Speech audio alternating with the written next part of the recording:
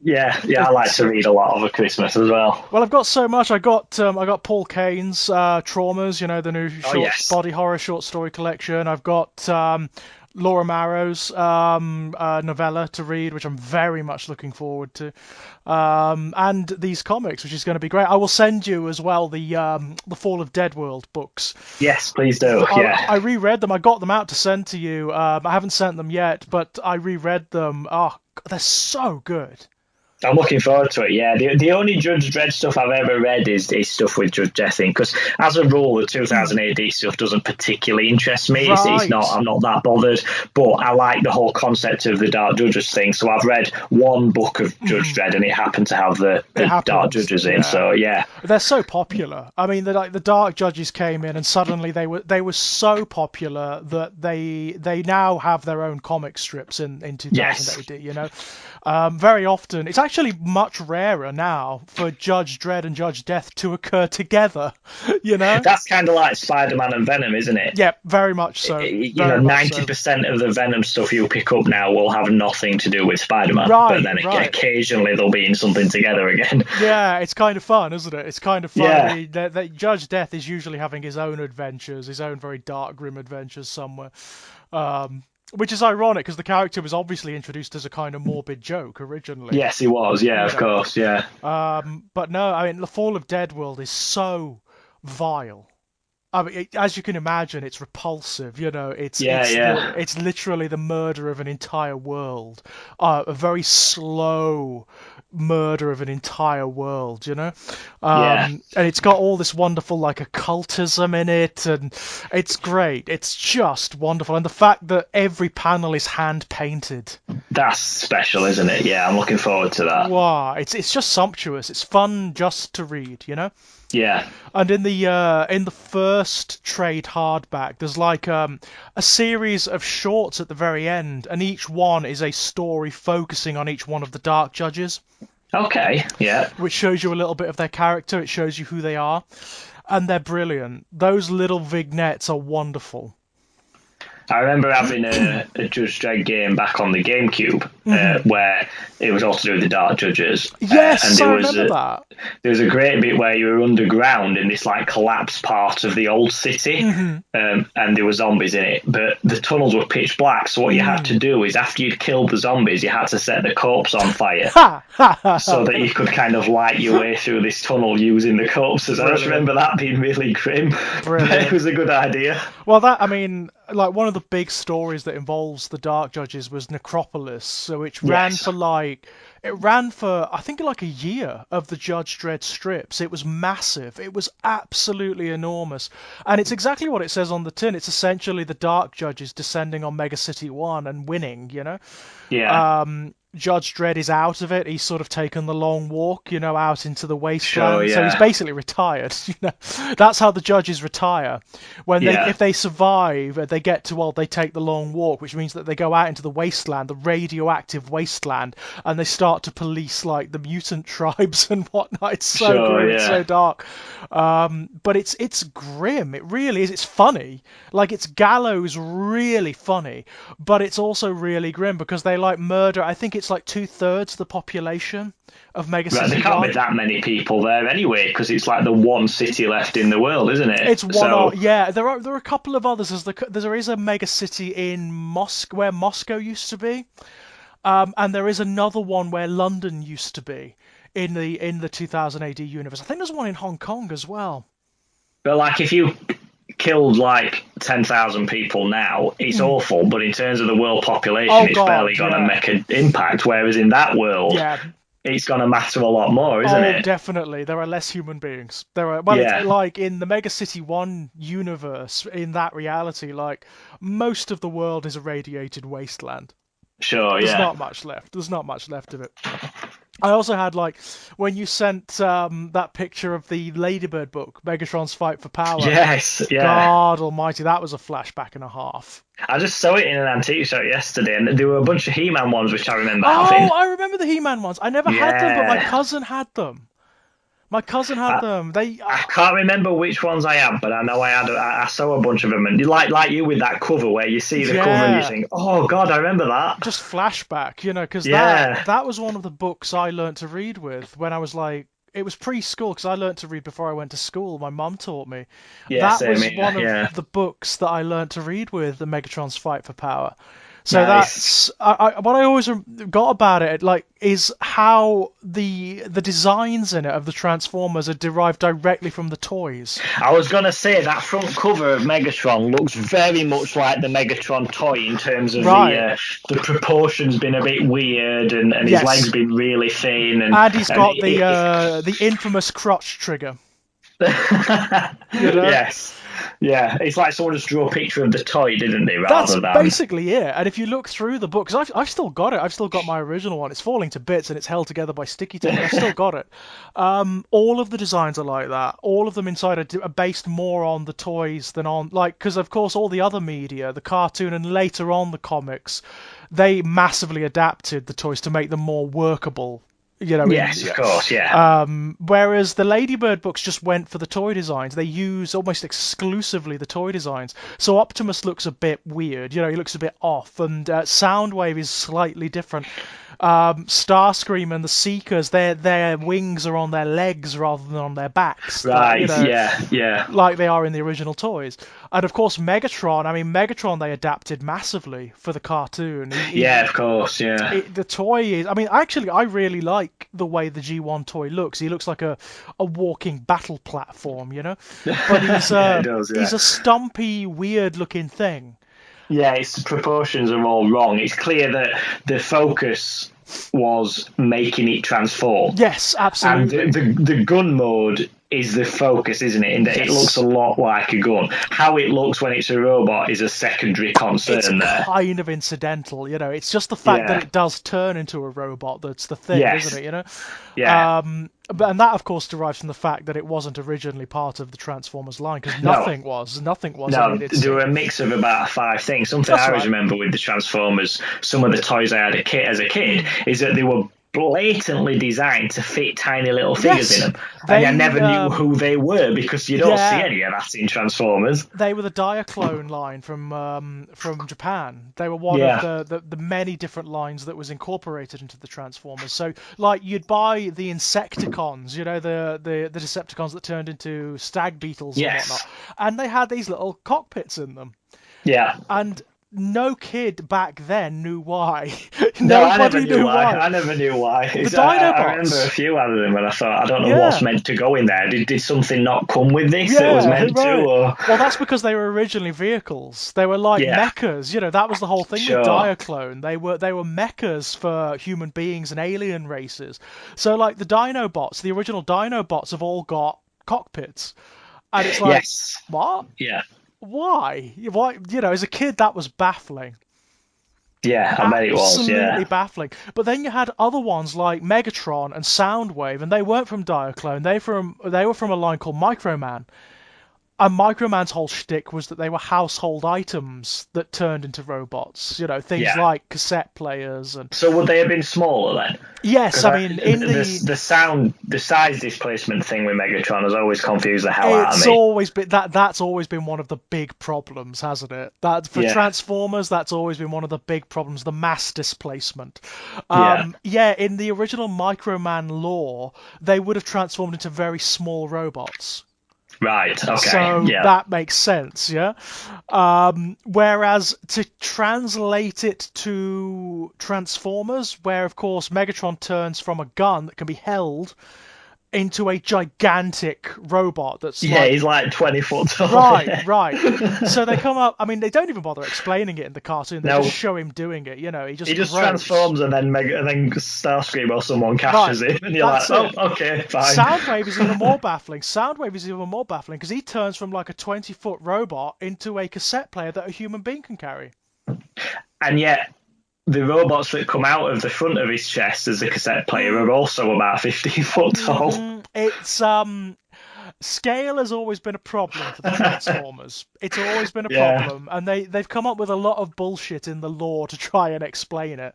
One of them is the mass displacement thing, which is that some Transformers have the capacity to like alter their mass as they see fit. So when they transform, they can shrink down into like human scale, or like Astro Train, in the movie, where Astro Train basically transports all of the Decepticons. Okay, yes, he does actually. I remembered it. Oh, I remember the train. Yeah. Despite, so how big is he got to be? Well, this is like the thing. Scorponok size, but he's not. When he transforms into a robot mode, he's no bigger than Megatron.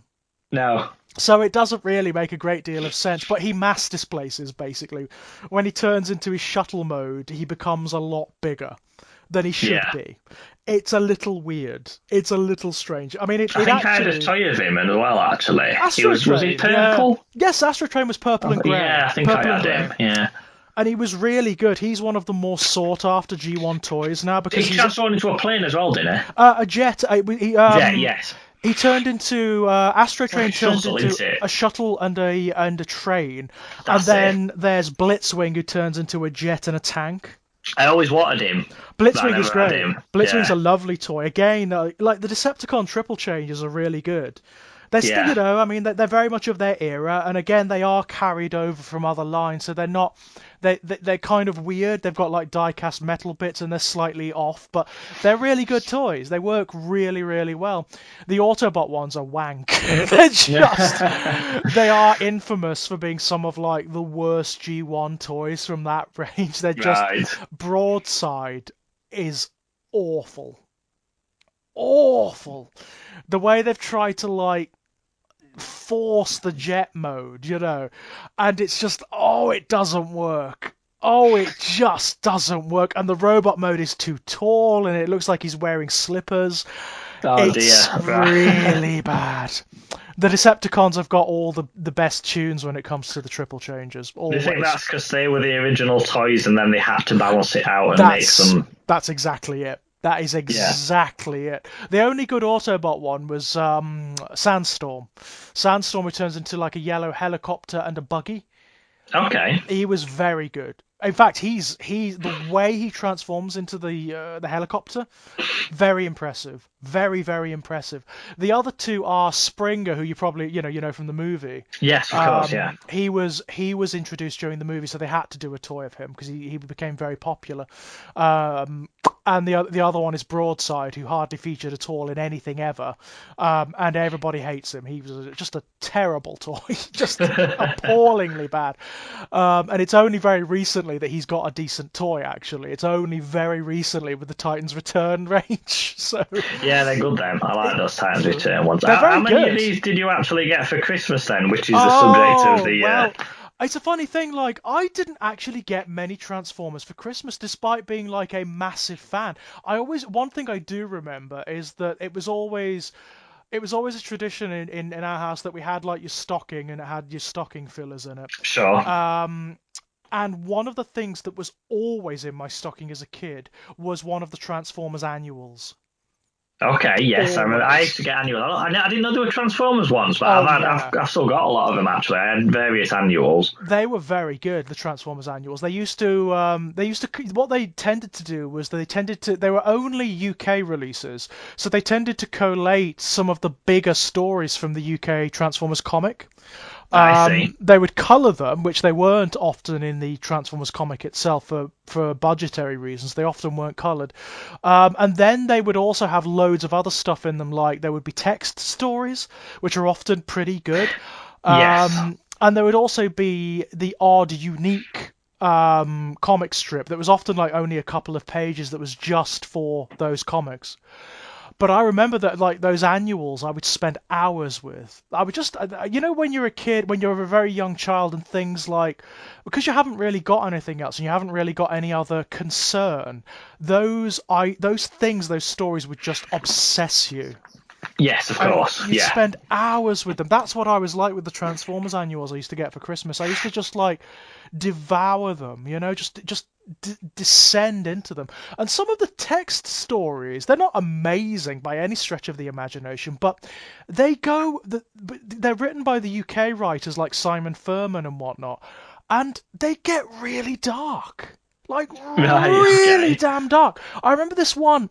There was this one, and I can't remember. I think it was from the Transformers annual in 1993 or 94, and it's called the Magnificent Six. Obviously, a play on the Magnificent Seven, Sure. and it involved a group of Autobots, like classic Autobots, so like Jazz, Prowl, Inferno, like the really classic Yeah. heroes, and it involves them having to go to this place on Cybertron where they're all terrified to go because they all have PTSD from Right. right From the war. from the war, yeah, and being the prisoner of this lunatic Decepticon warlord called Megadeth, who tortured them all. And it's I like, see. bloody hell, some of this stuff is really dark. Yeah. It's Yeah. really dark. It goes into the descriptions of what was done to them in that place and what happened towards the end. They were Megadeth killed one of their compatriots, a guy called Stampede, and they were so traumatized by what was done that none of them lifted a finger to help him. They were just like, Right. Okay. it's really grim. I remember that story being so dark, and it like just being into it, because obviously by that point I kind of like my horror anyway. So, and Yeah. just that, having that kind of texture in a story that's aimed at very young children is kind of cool, isn't it? No, what I was going to say is, do you think some of the text stories have darker stuff in because they don't have to illustrate it? I think that's So they thought probably they it. could maybe get away with a bit more. Yeah, I think so. I think what you've got there is like the writers really like trying to flex their muscles a bit within the space they've got. I mean, I've spoken Yeah. to Simon Furman because he goes to the conventions, and he Yeah. said like back then, it's not true now, but back then Marvel UK was like this tiny little outpost, so far away from Marvel US that they Yeah. didn't really care as So long you could as get away with it. exactly they could get away with a hell of a lot. And if you read like the original run of the Transformers Marvel UK stories, they are a lot darker. Yes. They deal with a Well, lot of I think stuff. that's true of a lot of like films, TV series, cartoons, video games. If you're that little group of people working on a project that no one gives a crap about, Right. it can often lead to some really good stuff because you haven't got that management oversight. You haven't got the Exactly. men in suits telling you to do the same thing that's been done 1,000 times before. And it can actually lead to some really great projects. That's exactly it. I mean, Simon said the only thing that would occur occasionally is they'd get a phone call or a letter saying, look, these are the new toys that you need to put in the comic. Yes. That was it. Yeah. Beyond that, they could do what they liked. So they took like all the characters that were not very well represented in the US comic and gave them a lot of life. They suffused them with a lot of character, and a lot of the characters that are now iconic came from that. So characters like Bludgeon, the sort of samurai skeleton pretender guy, Oh, I've seen him, yeah. he was nothing. I mean, crap toy, really terrible toy. Nothing, absolutely nothing. Simon Furman takes him, turns him into this iconic character to the point whereby now almost every line has a version of Bludgeon in it. I saw today they're doing these little like miniature Transformers toys, which I think is a part of that Titans Return or something. And I saw one which I'd forgot that I had, and the toy that I had was one of these where it was like a plastic hollow action figure, Yeah. and you opened it up, and inside there was an actual Transformer. Yeah, that's and a pretender. Pretender, that's it. Yeah. And the one I had was like a grey bat thing. Ah, Bombburst. Yeah. And you can now get a little toy of him, but he's actually a Transformer. So That's the right. Bat guy physically turns into something now. That's right. And, yeah. and I completely forgotten about that until I saw this toy in this toy shop, and I thought, oh, I had that, but a big version of it, and it was hollow. And yeah, I remember thinking they were weird because it said Transformers on the packet, and yet it blatantly wasn't a Transformers toy. That was that was always really weird. Anything like that, because you couldn't Google it then. Like now, you just nip on Google and say, "Why does this transform?" and you get some explanation. But at that time, you'd just be confused. Right. It was when Hasbro were really trying. They were basically taking the whole just throw everything at the wall and see what sticks approach, basically. So it's like you were getting like Pretenders, Micromasters, Headmasters, Target Masters, Power Masters, all with different gimmicks. And the whole shtick with the Pretenders was, as you say, they were like these hollow figures that had Transformers inside of them. The problem with them is, although some of the shells are cool, some of the shells are really good fun, they're basically statues. There's no real play value. Their arms move up and down, and that's it. The head doesn't turn, the legs don't move. Pretty much it. And the robots inside are a bit crap as well. Yeah. They don't really turn into anything, to be honest. It's like you fold them up and you kind of, sort of, if you squint a bit, look like maybe hovercrafts, or you know, they're a bit naff, to be honest. But I remember I got a Bumblebee in one, but the only transformation it did is that the bottom of it turned upwards so you could stand it up, but the feet didn't separate, and you could flip a little bit up so it had a head, and that was it, really. That was the extent of the transformation.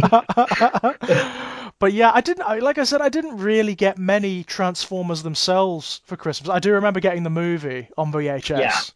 Because that is the subject of this podcast, isn't it? Right. That's what we're talking about. Kind of. We're talking about, the idea is we're going to be talking about basically just like Christmas toys and Christmas presents that we remember and that kind of had an effect on us, I suppose. See, I assumed you would have had a lot of the Transformers for Christmas, which has got me thinking about ones that I did. And to be honest, most of my memories of getting Transformers toys is like I was in a shop and asked for one. Yes, same here. I don't remember getting many as a big present, because I never had any of the big Transformers stuff. I never had the bases, the Scorponok, what was the good guy one called? Oh, Fortress Maximus. Fortress Maximus, or that big one that was a T-Rex. The Trypticon, none of that. Well, so it was always just relatively cheaper toys. Most of them are very hard to get in the UK. Some of them weren't even released here. I mean, Trypticon wasn't released here. Fortress Maximus wasn't released here.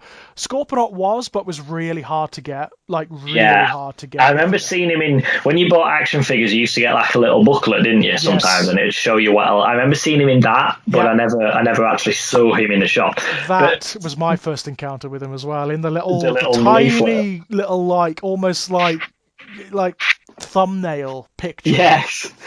Yeah, and I've seen him in the cartoon, of course. But I had the one Transformer I do remember getting for Christmas, and I think it might have been the first one I ever got, was that, again, the name is gone, but I sent you a picture of it a while back, because I knew who it was. It looked a bit like Starscream, but he was sort of purple and like a pale blue colour.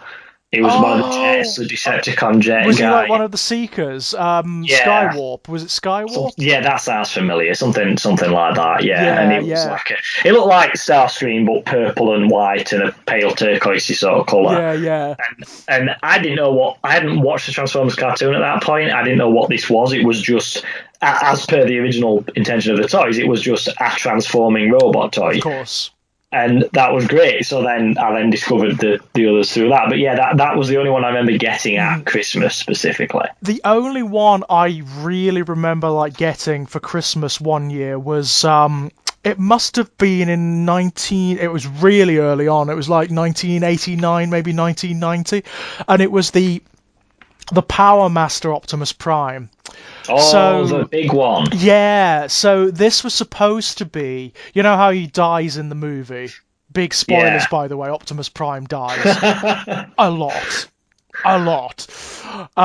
This was supposed to be when he came back, basically, and he's like the powered up version of Optimus Prime. So he had he was a lot bigger than the original Prime, and he had the normal Optimus Prime body, which turned into the cab trailer, and that folded up, and the trailer stood up, and you could slot the trailer into it. It looked a bit like the Megazord from Power Rangers, didn't it? It very much did. It's like a powered-up version, you know? Yeah, so he's really big, he's got more guns, he's got the shtick with the Power Masters was that they had a little robot that turned into their engines.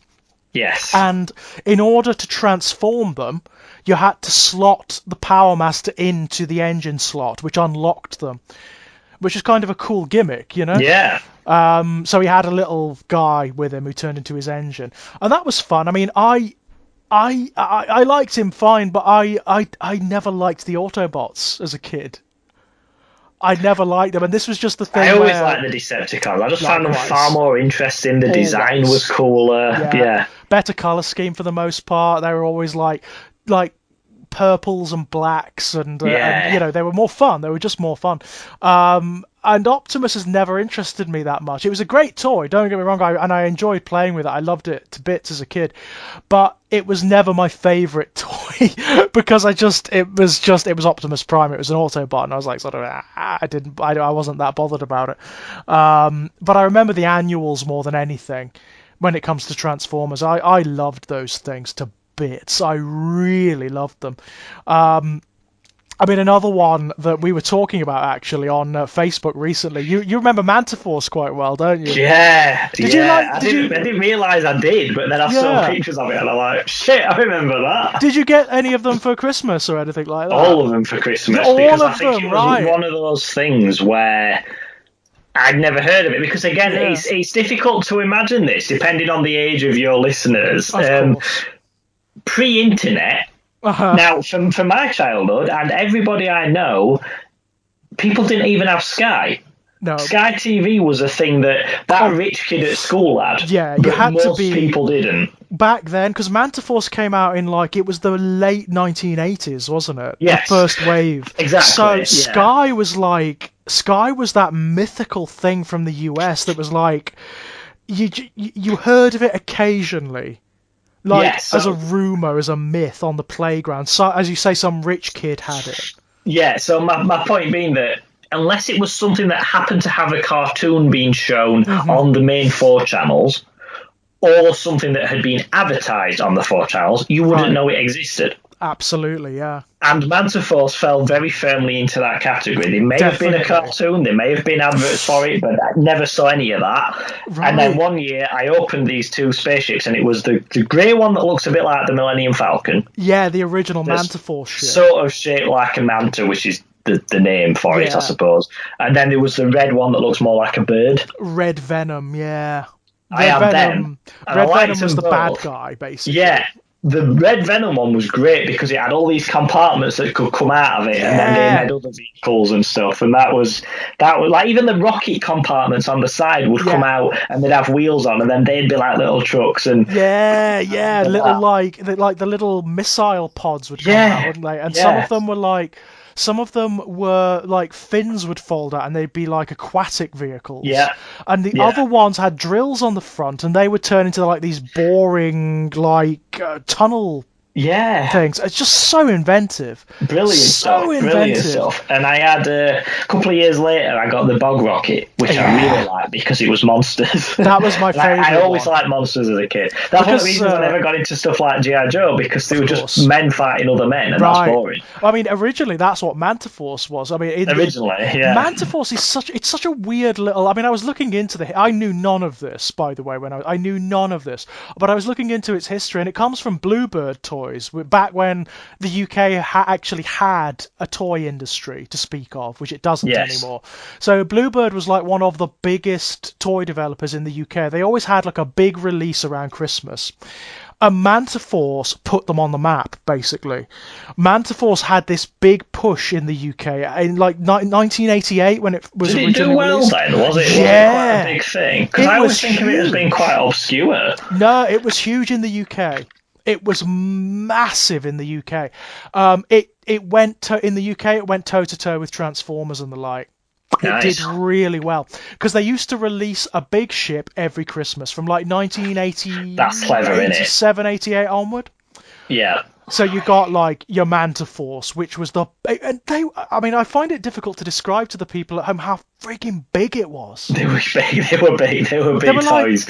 They were so big. I remember when I got it, because I was like, again, this was like This may have been... I may have got the first one before I even went to school. It was so early on, you know? I remember See, this is something we're thinking about this. I've been doing Facebook posts, like stuff I've remembered for Christmas. I've been doing that this year. Yeah, and yeah. It's amazing how far back you can remember, isn't it? Yeah. Like, I did one, as we record this today, I did one about getting a load of Ghostbusters toys at Christmas. Yeah. And I worked out when that must have been based on when these toys came out, because again, pre-internet, pre-eBay, pre-Amazon, of course, toys would come out, they'd be in the shops about 6 months, and then that'd be it. They'd pretty much gone, weren't they? Unless you happened to come across one at a second-hand shop or something. Yeah. Or if they had like boots or something. What sometimes happened, and it still happens to this day, is sometimes some of the shops just put stock aside. And you'd sometimes get these odd, like, little eruptions where they'd be like, oh, there's like the 1987 Transformers on the shelves in 1990, you know? Yes, yeah. But and then shops like Toys R Us that had shelves and shelves and shelves of space would quite often do that. Yes, because they have so much damn room to fill. But this is back in the era when a toy shop might be about as big as a video game shop is now. So they would quite quickly clear stuff out and get the next year's stuff in. So what I'm saying is that the year that you got this stuff for Christmas will have been the year it came out. Yes, so pretty if much. you went on the internet and find out this stuff came out in 1988, that's the year you got it, which means you will have been as old as or didn't. So for me, for the Ghostbusters, like that means these toys came out in about 1988, so I'd have been like nearly 4. So I didn't think I could remember that far back, but blatantly that was when they come out, because I remember getting them. So and they were so cool. I remember the Ghostbusters toys. They were huge.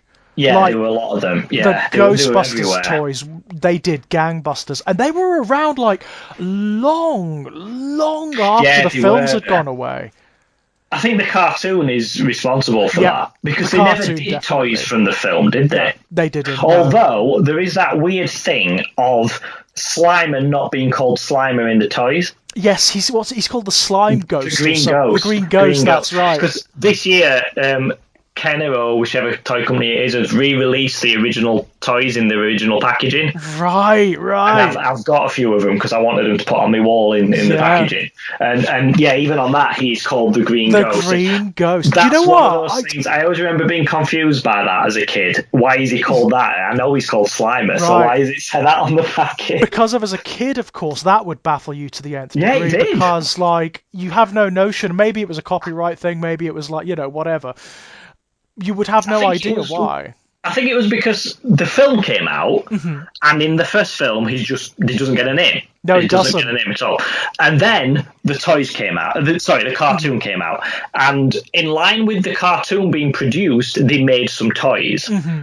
So that toy would have been in the factories getting made before the cartoon had even been on. Absolutely, before it aired. Yeah, of course. Hence the original version of the toy just said Green Ghost on it, whereas the subsequent ones will have said Slimer, but at that point they didn't have that name. So of course, I mean, it's such a weird thing, isn't it, to think? And what I always remember about that line is how inventive some of the ghosts are, and the demons and the monsters. Some of them are just out there, man. All of the Ghostbusters figures all came with their own little ghost, didn't they? Yeah. Like, it was made out of like a gummy, translucent plastic. It's a bit like when you get them toys that you put on end of your finger, them like little finger puppet thingies. It's like one of them, really. Very much so. And talking about it now, I just had, when you have one of those sensory flashbacks. Yeah. I can remember how they smell. I've still got them. They still smell like that. Yeah. They're so distinct, aren't they? Like the smell of the plastic is so distinct and so particular. But they're great sculpts, though. The detail on them's fantastic. They're so cool. I do remember one Christmas, both my brother and I got an Ecto 1.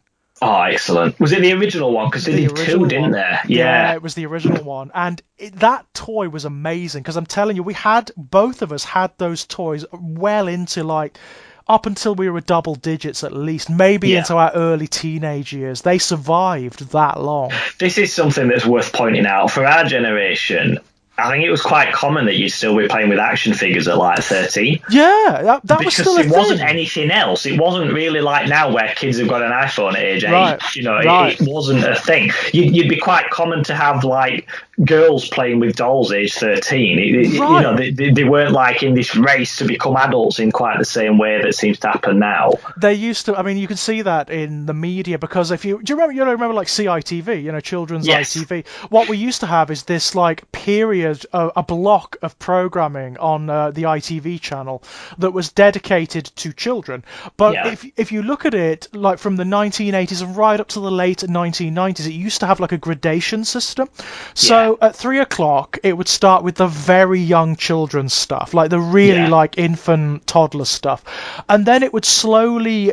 The programming would get slowly more sophisticated. So you'd start to get stuff for like the 8 and 9 year olds. Then it would go to like the programming that was like just before the news at 6 o'clock, and then you'd get something like Baku Grove or Grange Hill or something, like Nightmare, that kind of thing. It would be like the way they would do like these children's dramas that would talk about issues and whatnot. Baku Grove, Grange Hill, Nightmare. You know, the stuff that was aimed at older children. So there was still this acknowledgement that the older children, like right up until like 15 really, were still children. There was still like this space made in culture for them to be children, you know, which doesn't really exist anymore now. No, and I think like what you said there about you and your brother playing with those up to that age, that would seem weird for kids now, but at our age it wouldn't at all. In our generation it wouldn't. That was just the thing. You were still considered very much a child, you know, up until that point. And I think there's a reason in that regard why a lot of our generation have such affection for those things. You know, still.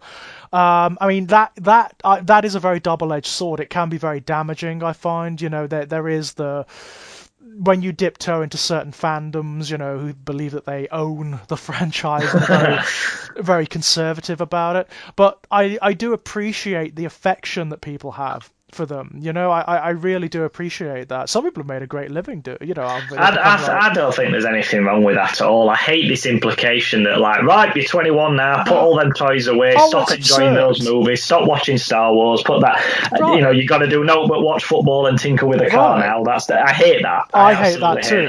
I find it synthetic because, for one thing, it's a lie. People do still enjoy these things that they had affection for. They're just shamed out of it, you know? The most bizarre thing this sounds like it's coming from a parallel universe, right? But I was watching QI, which is one of my favourite programs. I love that show. Me too. I love QI. There was a lady on who I think was a politician, and she was mocking. They were talking about science fiction films and stuff. And the physics of, I think it was something to do with like how a time travel device would work or something like that. And she started this like, you know, laying into, grown men who like this kind of thing. Right. And someone else stepped up to defend that. And it was someone I would never have expected to find myself agreeing with. Right. But it was Jeremy Clarkson. Right, of all people, yeah. And he said, I can't remember word for word, but by and large he said, how is that? So grown men, like in science fiction or superheroes or anything like that, how is that any different from men like me obsessing over cars? Right. Or other men obsessing over 22 guys kicking a ball around on a field. All it is people latching onto something they enjoyed as a child and now they've found ways to enjoy it as an adult. Who are you to say that's not okay? I totally agree. And I thought, fucking hell, I'm agreeing with Jeremy Clarkson. When he's right, he's right, you know, and he is that in that regard, he's absolutely right. Not only that, but you could take it even further. A lot of people who have maintained these enthusiasms have gone on to tell the stories anew. So and it inspires things. Like there's a wonderful thing a while back where William Shatner put out a tweet to NASA. I think it's become quite internet famous. He's put out a tweet saying how things going at your end, guys, and loads of NASA people responded saying what they were working on. But in every single tweet, they called him Captain. Yes, they responded to it like, all systems working here, Captain, blah blah blah, as if it was like and you think. That's really sweet, but then you think, hang on, how many of these guys probably grew up watching Star Trek? Exactly. Well, and thought to themselves, I'd like to go into space, and now they work for NASA. This is the thing. I mean, we were talking about Mantiforce earlier. Now, one of my vivid memories of Mantiforce is spending hours, and I mean like hours on my own just crafting stories around these ships, these people, these crew members. You didn't get much background with the toys, did you? It wasn't really. Like something like Turtles that had an established mythology or anything. The only thing you really knew about them, there was this whole shtick about them seeking Earth's twin planet or something. There was something to do with that. They were like, I think it was a post-apocalyptic story. So they were like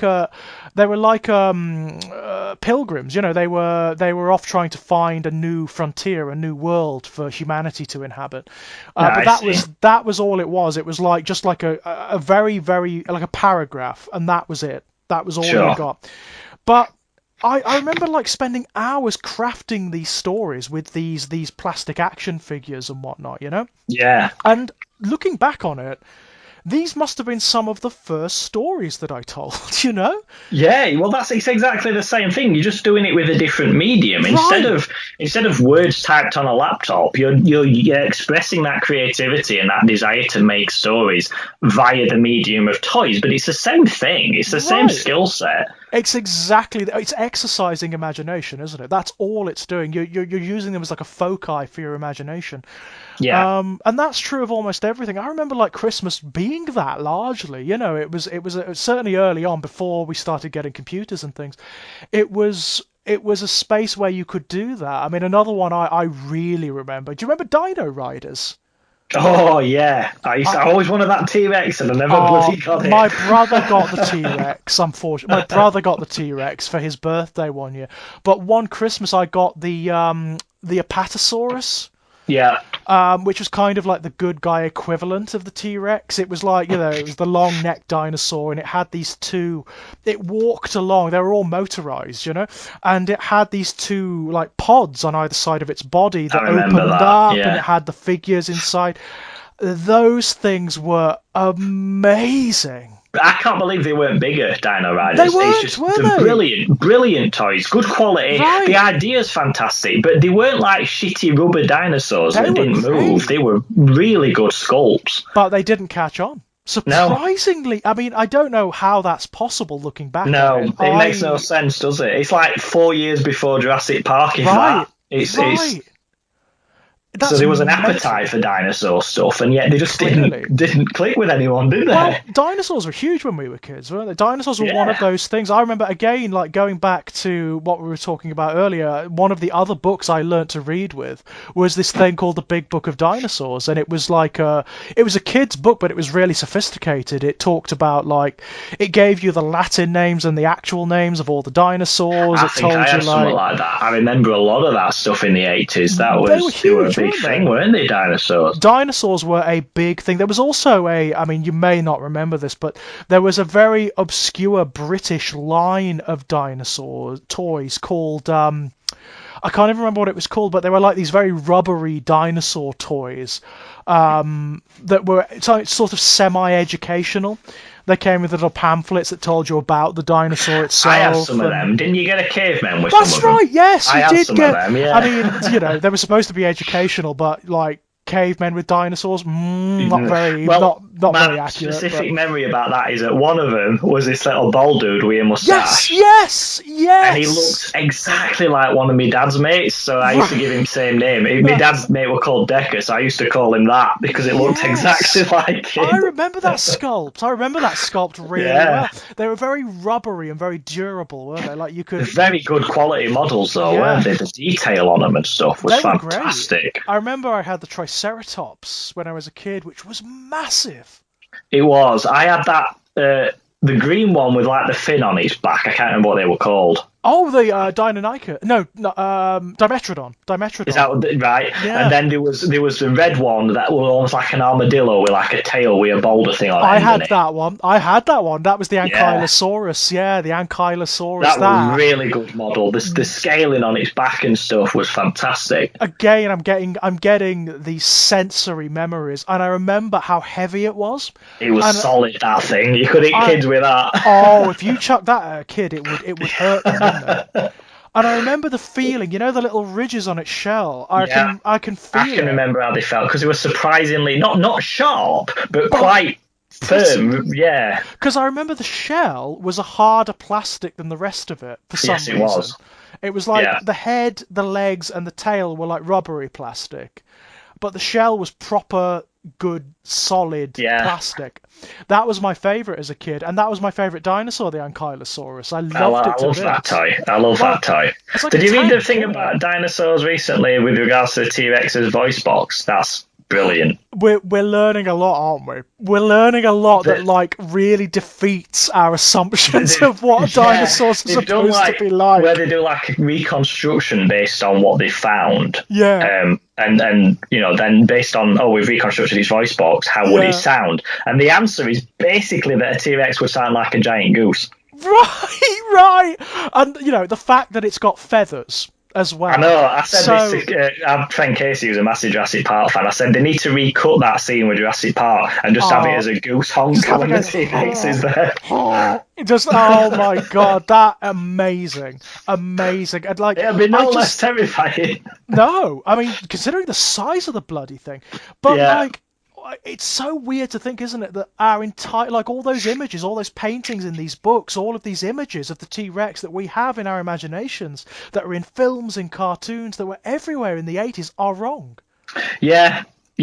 Well, I think like one idea gets popularised and then everyone sort of copies that, but then we learn more and it's very difficult to get that out of the imagination, isn't it? Well, it's funny, isn't it? But you can even see it in like the toy lines we were talking about. So like you've got the T-Rex from Dino Riders, right? Yeah. At the time of like paleontological understanding, it was quite accurate. So it stands upright and its tail sort of balances it.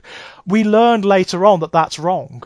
It never used to stand up like that. The shape of that compared to the toy T-Rex from Jurassic Park is a completely different shape, isn't it? Completely different. We learned that... And that's only about 5 years. Right. We learned that its tail would be in the air, and it would stand like with its body horizontal. So it would like stalk forward horizontally. And that came about in that short span. Yeah. So... It's so weird, isn't it? The same is true of Grimlock, you know, the Dinobot from Transformers. So he was modelled after the then understanding of what T-Rex looked like. So just he stands like Godzilla, up. Innit? Just standing up with tail on floor. With his tail on the floor, which made sense at the time. But of course, we learned that that's simply not true. That's not how they used to work. I got some Jurassic Park toys for Christmas. I'm trying to remember the others. I know the T-Rex I had because it had like a piece that come out of it to look like battle damage. Wasn't it? Its thigh used to come away and there used to be like gore and stuff inside. And all the other Jurassic Park characters didn't look anything like the film version. The likelihood is, because this happened a lot back then, the likelihood is they may have belonged to another toy line and then were seconded over. I think there's some of that, and I know... Casey's the expert on this, but I think it's something to do with the fact that they might have made the toys before the film had been cast. Quite likely. So they based them on how they were described in the book rather than... That happened a hell of a lot. I think there's a lot. Turtles is that. Ninja Turtles, the toys are based on the comic book because the toys look fucking weird compared to the cartoon design. They're very odd, aren't they? Like the cartoon designs, like the 1980s Turtles cartoons are kind of cute, aren't they? They're kind of like doofy looking. Very basic, cutesy, simplistic cartoon design, The toys look kind of menacing, don't they? You know? And even the eyes are different. Yeah, and also they were from what toy company was it that produced those? Was it Kenner? Turtles, I think, was Kenner. I think they went overboard with the detail. They always used to create these really characterful toys, didn't they? That had loads of redundant detail. And the Turtles have got, if you look at the actual sculpts, they've got all sorts going on. I remember the Bebop and Rocksteady ones having so much detail on them. Yeah, they were good toys. Like the skin and the bits of fur that was drawn in. And I remember getting Turtles toys for Christmas, but I can't remember which ones were out because I remember the lines were very sort of... The first type Turtles line, I think, was literally just the Turtles and Shredder. I think it was just like Foot Soldiers and Splinter. It was just like the core cast of characters.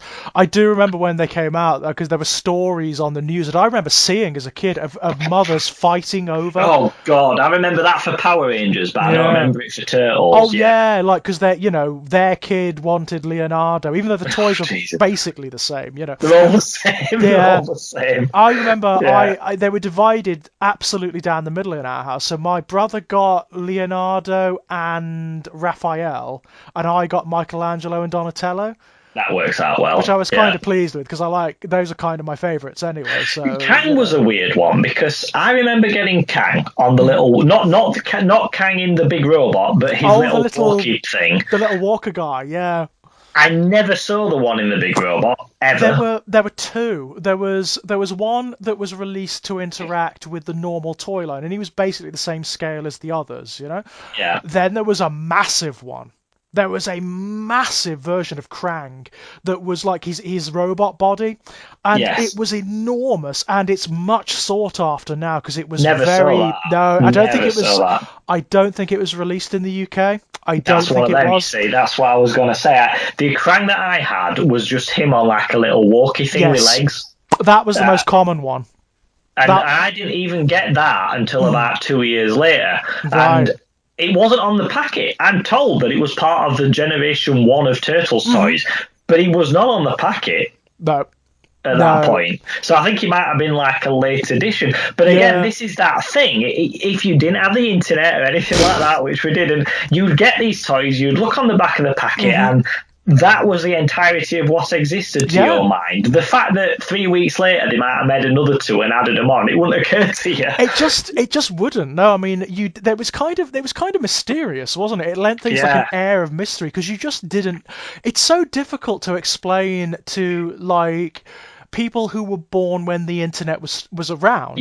When if you didn't know something, you could just go and look it up. You just couldn't do that. Instant access to knowledge. You could answer any question so quickly. How many toys are in this line? Oh look, they've added another 3 this week. Yeah, so there were none of that. There were none of that at all. You would come across surprises. You would be genuinely surprised when you found this toy or that toy, or like stuff you genuinely didn't know existed, even in lines that you loved.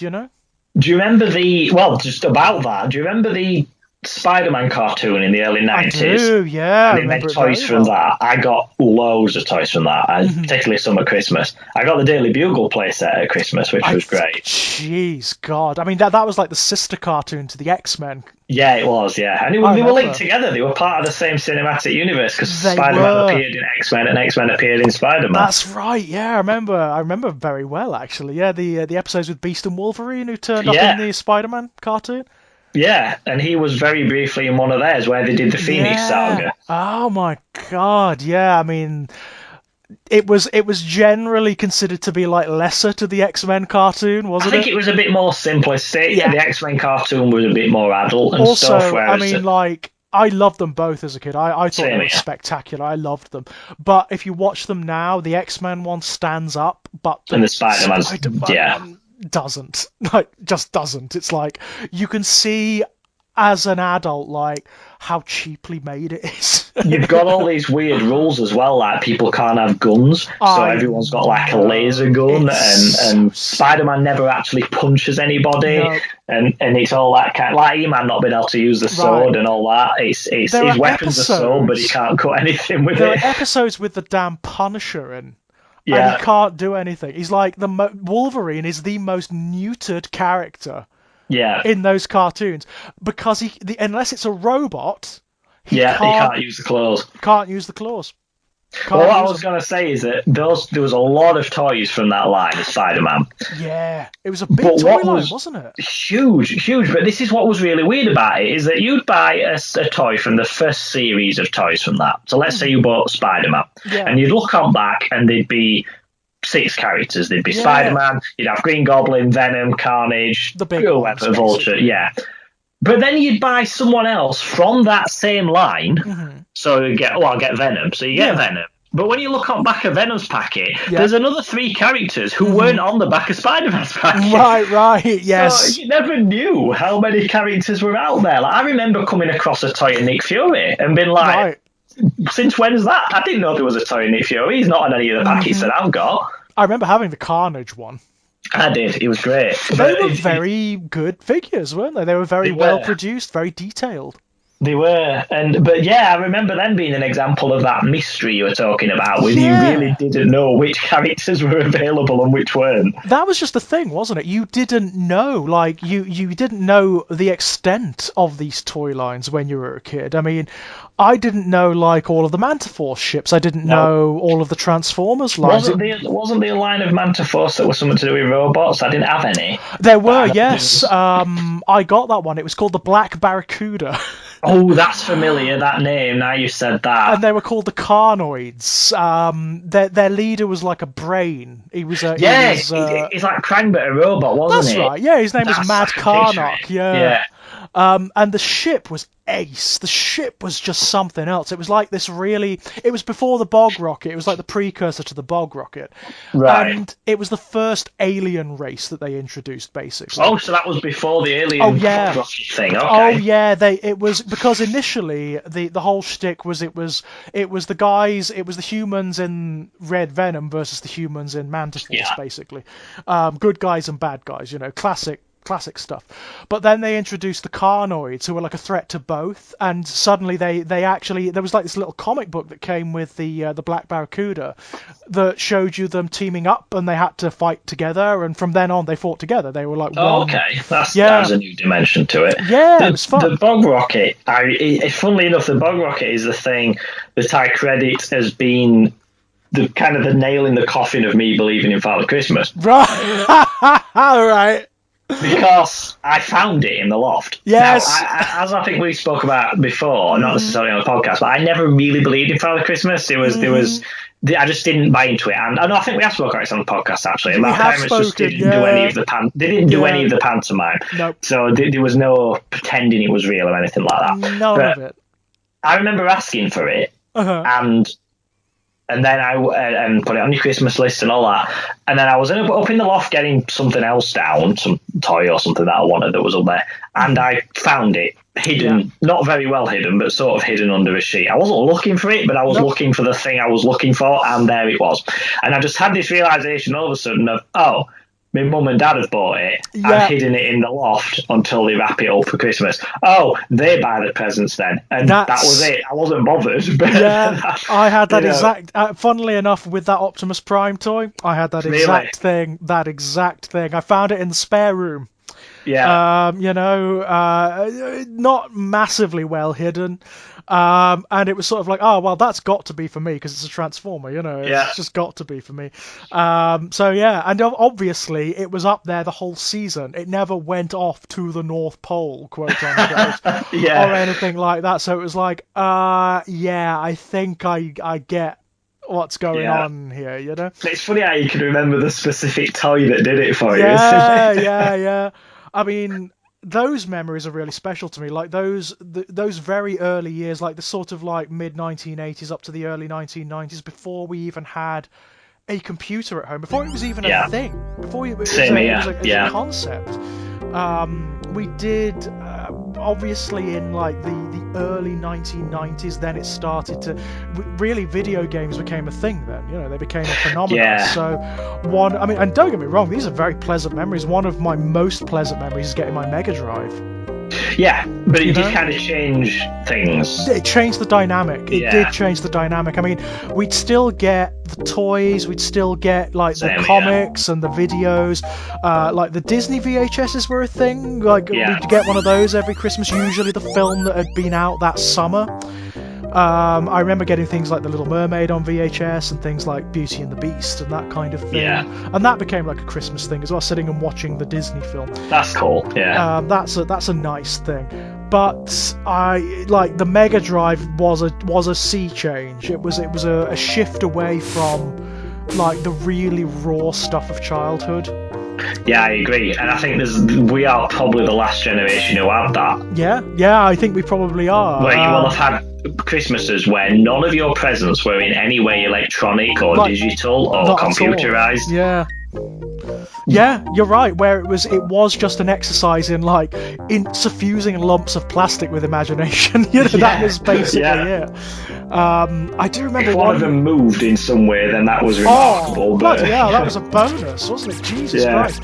I do remember the year I got the Bog Rocket, which was a really cool year because I loved that bloody thing. I love that thing still. I think it's an amazing toy. Beautiful design on it. Yeah. It is, and the monsters are great. Oh, they're so weird. They're proper like Lovecraftian sort of tentacular things. Yeah. The sculptors just let their imagination go wild, didn't they? They're like bio horrors, aren't they? You know what they look like to me now? They look like anime monsters. They've got that feeling about them. Do you know what they always reminded me of? You know, in that film Mouth of Madness, where at the very end the guy's running down a corridor and there's these shapeless things behind him. Some of them's got tentacles, some of them's really big, some of them's little, some of them's got 15 arms. They were kind of like that in that there were no uniformity to them at all. They're kind of mix and match, aren't they? Like you could mess about with the body parts. So they were like two-part. You could take the abdomen and the torso off of them and then switch them around. So some of them would have like tentacles on the bottom, some of them would have like hooves. It was so cool. It was so cool. You used to get this like tank that you put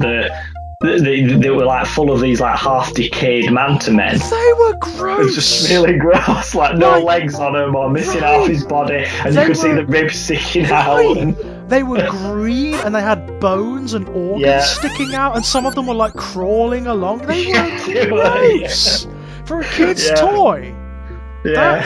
That's really gross, isn't it? I loved that, and they were great. Yeah, I love that thing so much. I thought that was one of my favourite toys. But like the same year I got that, it must have been 1992. It must have been because my brother got. Do you remember Robin Hood, Prince of Thieves? Yes. That was the big movie that year, and my brother was really into it, and he got like the. You know, like the Woodland playset? Ah, right. Did you know that that's just a reissue of the Ewoks one? Oh, I know that, yes. In fact, a lot of that line was just like old Star Wars figures that had just been more than one? I thought it was just that set. Right. Friar Tuck was underneath his robes, still had like a Star Wars body. Oh God! Right. I wonder who he was. I wonder if he could have been that fat bloke who had the Rancor as a pet. He was the He was from Jabba's palace, but he was the orc-like looking thing. Oh right, okay, yeah. You know the thing with the big snout? He was that. They just changed the head a little. Oh Jesus! But underneath like the Friar's habit, he still had all the Star Wars junk. So it was like. That's mad. Really lazy, isn't it? Really it was lazy. So lame. It was so lame. But what I remember from that era is, even though they were from like completely different universes, even though they didn't match in scale, I remember my brother and I playing these really elaborate, fun games where like the character, the Bog Rocket, and these characters would somehow interact, and nice. It made sense, you know. From a kid's perspective, those things don't matter. I remember many times, you know, like you mentioned the Christmas stocking and how you have little gifts in that weren't really part of your big thing, but just kind of like pre-gift sort of thing. I remember quite often integrating the toys I got from that with whatever your big presents were. So like you'd have stuff like you'd have your Batman stuff, because I remember getting the Batcave and the Bat thing in like the Batwing and the Batmobile in like 1989 when the film came out. But I remember getting like a load of Monster in My Pocket toys as well in the stocking. So I remember interacting. Somehow you could make that work. The Batcave was suddenly full of these little monsters. Yeah. As a kid, I mean, people forget this. They do forget, but like the child imagination is so boundless. It doesn't operate with reference to restrictions or rules or anything like that. So you can have your G.I. Joe helicopters interacting with your Monsters in My Pocket, interacting with your Beetlejuice figures, interacting with whatever, your Sylvanian families, whatever the hell you like. That's what Toy Story displays so well, isn't it? The film Toy Story does, all of them actually do so great, where you see the kid playing these games which just bring in everything that he's got, and it just works. Because that's what kids do. I mean, actually, talking about the Beetlejuice figures, I remember getting them one year. Yeah. For Christmas. I don't think I got them for Christmas, but I do remember having a few of them, They were brilliant. Those were amazing toys. A game really, like, detailed, well made. Very strange choice for a kid's line, I've got to say, but yeah, amazing. because I know there was a Beetlejuice cartoon, but they weren't based on the cartoon. Oddly enough, not. No, they were based on the film.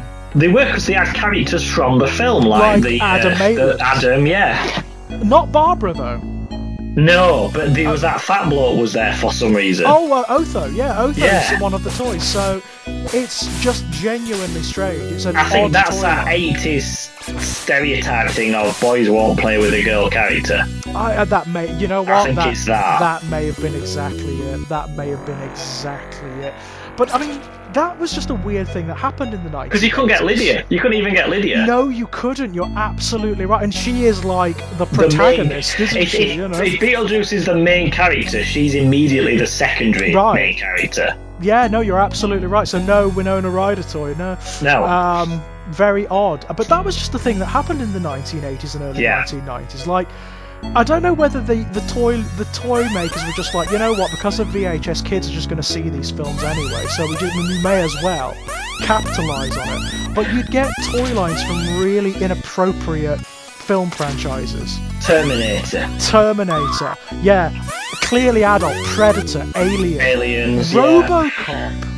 Yeah, you could get RoboCop toys, you're right, yeah. And they were brilliant. Like, my cousin had one Christmas, he had like... You could get all the RoboCop characters, but you could also get like this massive van that had all sorts of stuff in it, and it was incredible. It was one of those toys that you could fling at the wall and it wouldn't break, you know. I missed that. They used to be great toys like that. You drop it downstairs and it'd be fine. Yeah, there were a lot of toys like that back then. My 89 Batmobile were like that. Yeah, proper rigid plastic, yeah. Ecto 1 was like that. Mantiforce sadly wasn't. I do remember I do remember like my original Mantiforce. I played with it so much that did break eventually, unfortunately. Well, it was the amount of stuff you could pop in and pop back out. Yeah. If the joints weren't thick enough, that was inevitably going to break away. I found an old RoboCop toy in my mum's loft when I was clearing out a while back. I posted it. I sent it to Kit Power because I know he's a fan, so I sent it to him, and he sent me a lovely message back and everything. I just thought he'd want it. So I mean, what I remember about the RoboCop line was it even featured some of the grislier elements from the film. So, like, you could get a RoboCop toy that got battle damage. So you could take like Murphy's helmet off, and it was Murphy underneath. It was like kind of like weird, you know? Yeah, I remember the. Do you know what was a big thing? I'm surprised it wasn't a thing for RoboCop, given the toxic waste scene. You used to get slime with everything. Yeah, that was a thing in the 80s as well. Like Ghostbusters, Turtles, everything had slime. Parents hated the Ghostbusters. It got stuck to the carpet. Well, it got stuck to the carpet. It would get everywhere. It would stain. It had this quality of staining things. There were even toys in Ghostbusters that relied on it, weren't there? Like, they would, like, you put the slime in and it would drip or ooze through, or it would, like, bubble up, you know? That's right. I remember the smell of that. I can remember that. Talking about sense memories, I can remember how that smells, even now. And it must be 30 years since I smelled that. I can remember the smell. I can remember the texture when you put it, like, when you squeezed it. Yeah. Do you remember Match Balls? Yeah, dude. They used to have that. Yeah. I remember Mad Balls. I loved them when I was a kid. Well, they were gross. How could you? I remember getting one of them in a stocking before. It was like a mummy. It was a bit like a mummy, but it was one of those, because there were two sets of Mad Balls. There was the big rubber heads that you put slime in and squeezed it out of the mouth or the eye or whatever, and then there was little action figures, the head was like a ball, and you'd press a button and the head would fire off. Yeah, that's it. Yeah, the mummy was called Dust Brain. I didn't know they had names, but there you go. They've got names. Yeah, they've got names. I remember them very well. My favourite one was the first one I got, which was a thing called Slobulus, and he was like a green, rotted, like. Was he the one with the sort of chains on him? Because I think I had that. He had like bits of chains stuck on him, I think. I can't remember whether he had chains or not. I do remember that he had like one eye hanging out of the socket. And yes, that's the one. Yeah, I had him. Yeah, he had like wounds, like genuine bleeding wounds all over his head. Like they were, for a kid's toy line, they were freaking gross. That was a thing though in the early 90s, like 91, 92, that like gross out stuff like that. Like Garbage Pail Kids was a famous thing from then, and I mean, one of the toy lines I loved to bits, and I got a few of them for Christmas, was Mighty Max. Oh yeah, I have some of them. Max? Yeah, it was. Did that come after Polly Pocket, or was? That's right. They were the boys' equivalent of Polly Pocket, essentially. So, like, you know, Polly Pocket tended to be cute and a little bit girly. Mighty Max was gross or horror based or science fiction based. Yeah. And some of them toys, looking back at them now, I don't know how they got released. I honestly don't. There's one of them I remember from later on, like well late in the series, it was one of my absolute favourites, called The Hand. And it is literally a severed zombie hand. And when I say severed, it looks like it's been hacked away at the wrist. It's got like bones sticking out. Is that what it looks like when it's shut up then? Yeah. So what was inside that one then? Was it zombie stuff? Zombies, basically. Yeah, it was zombies. It was Mighty Max that does Night of the Living Dead, essentially. But they were all horror based. All of them were based on like horror tropes. So another one of my favourites was The Fly, and it was basically the Jeff Goldblum Fly. One of the early ones was like Skull Dungeon, and it was Frankenstein. I've still got that one. I kept it when I sold all my old toys because I love the design. Because you've got like a Frankenstein monster on a little table. You've got the electrodes. Yeah. You could flip the table up with a lever. It's brilliant stuff. That was one of the most popular toys when that came out. You know, that one. Everyone wanted that one. It's just iconic, isn't it? Yeah, everyone loved it to bits. They were great toys. Again, like as foci for imagination, because like the little environments inside the little things when you open them up were so detailed. Yeah, the amount of effort that had gone into that and the intricacy of it. Yeah. They kind of are unique in the sense that they seem to have been designed to play with on your own. Yes. Yeah, they were one of those toys where the people who made them understood what like little boys' imaginations were like, basically. They understood, and that they were marketed largely, as you say, at like little boys who would sit and play for hours on their own. Yeah. I think you're right. I think you're absolutely too small right. To have multiple hands in those playsets and stuff. It just wasn't possible, was it? Unless you had like multiple playsets and you could interact with them. Beyond that, no. You sat and played with them on your own. That was a thing back then. That was something that happened, you know. And I loved those experiences. I remember them so vividly, and the games, the stories that would come about as a result. And I can't help but think that fueled like my adult imagination. Yeah, I agree with that, definitely. For me, yeah. It must have became like the bedrock of our storytelling inclinations, you know? Yeah. Yeah, because you just sat with these things that have no animation of their own. They have no purchase of their own. They don't do anything. Nope. You invest them with something or nothing. You know, what they are, what they're going to do is entirely comes from your brain. Whereas if you're given an electronic tablet with a game on it, you just do what that tells you it's going to do. You don't have the same scope of, even for something what is kind of a creative game, like something like Minecraft or something, you are still operating within the boundaries that have been created for you. That's true. You don't have the limitlessness that you've got with here's a dinosaur and here's Batman. You know, you don't have the limitless nature of imaginative creativity that you get with that. That's absolutely true, and I do wonder if that's something that's been lost over successive generations, you know. I do. I mean, do you remember like when we were kids at Christmas there was always that toy line that was a craze? Yeah. It was a thing. It just swept the world. It swept the playground. It was everywhere. Transformers was one of them. I do remember like my mum telling me that, because I was just born, but we had a neighbour who was a bit older than me, and they tried to get that neighbour in 1984, the Optimus Prime, which was like... Was it Optimus who was the one that was difficult to get hold of? You couldn't get him. He was like, because he was just sold out. Because obviously the cartoon was released then. Sure. Everyone wanted Optimus Prime. Everyone wanted Optimus Prime. So he just sold out like that. You just couldn't get him, which was a real shame. And Megatron was just rare because the gun thing made him difficult to get in the UK. Yeah. He was very difficult to get hold of. Turtles were just ridiculous. I remember getting 2 of them the Christmas that came out, but not the other 2, because it was just like you say, it just wasn't possible to get. I think I got Donatello and Michelangelo, and I didn't get the others until later in the next year. Later on, yeah? Yeah. The Turtles were they were a craze for a good number of years, weren't they? Like yeah, they were. They lasted a fair amount of time. I remember a lot of the crazes being things that I didn't really care about. Right, same here. Like Buzz Lightyear, I remember that being... I enjoyed Toy Story, but I had no desire to have this giant Buzz Lightyear toy. Likewise. I loved the film. I think maybe I was just starting to move away at that point from things like action figure crazes and whatnot, which is kind of a shame, really, because that original Buzz Lightyear toy, which again was one of those crazes, wasn't it? It was very difficult to get a hold of. The novelty of it was the fact that it was exactly what you see in the film. It came in the same package, it moved in the same way, it was the same size, it had the same features, it was literally lifted. It's like if they'd done a toy of that Turbo Man from the Jingle All the Way film, and it was exactly the same as you'd seen in that film. It's like that. It's basically that. There's a kind of weird meta thing going on, isn't there, where Toy Story is actually a film about that very phenomena, and then it becomes that phenomena when the toy of that phenomena is released. It's weirdly meta, isn't it?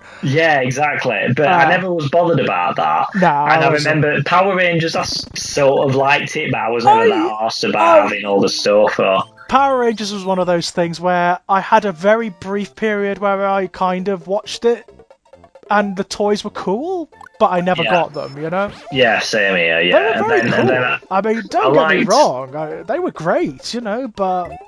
I remember being into it, and I got a couple of the toys, I remember getting one of them for Christmas, but then it kind of went pretty quickly. Yeah, likewise. I kind of got swept up in it, but then it didn't last. Well, things like Ghostbusters and stuff like that, I carried on being into that long after it was being pushed on you, whereas Power Rangers, it wore off pretty quick. I think for me, the death knell of the Power Rangers was I got into the Super Nintendo that year, and I got my Super Nintendo that year, and that just swept it away, because I loved that system so much. Yeah, I got that at Christmas. Yeah, me too. I got it like at Christmas that year when the Power Rangers were like the big thing. I got the pack. You know, there was a pack released in the UK that had Super Mario All-Stars and Super Mario World with it. Okay, so you got both. Yeah, when I got it, it was just Super Mario World that was bundled in it. Still, that is such a stunner of a game. Yeah, it's still great, isn't it? It's still great. It still stands up so well. It's like Apex platforming, isn't it?